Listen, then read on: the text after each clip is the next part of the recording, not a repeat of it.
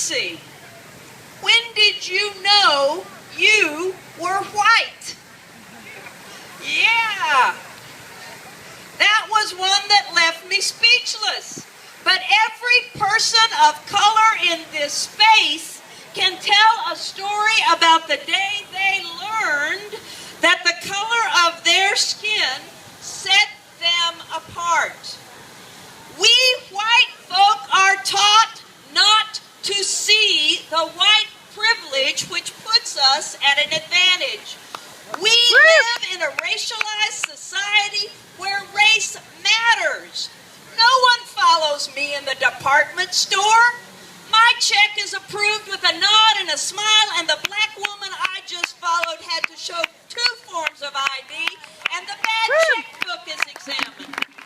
One of the markers of white privilege is we don't have to talk about race or even acknowledge the racism around us.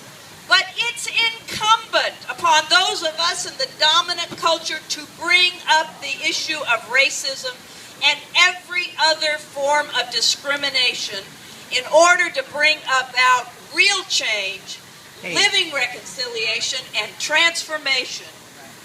We may all red, brown, yellow, black, and white be suffering from a little bit of race fatigue, but just because we changed some laws 50 years ago does not mean we change the hearts of prejudiced people. How else can we explain what happened with Trayvon Martin? We are more integrated as a society, but we are far from being racially reconciled. The way to peace and justice is through risk and struggle.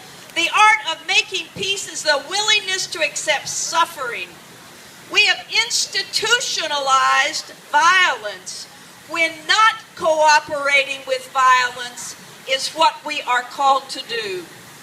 We have institutionalized violence, creating a political order that sacrifices our children on the altar of family values so that the wealthy few can enjoy an abundant life. Woo! We have institutionalized violence when we send public school dollars to private schools as vouchers.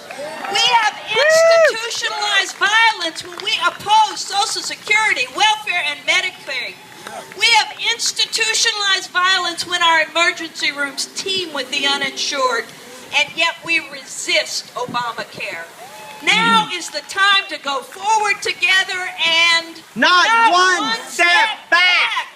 In working for justice and peace, welcoming strangers, now is the time to go forward together.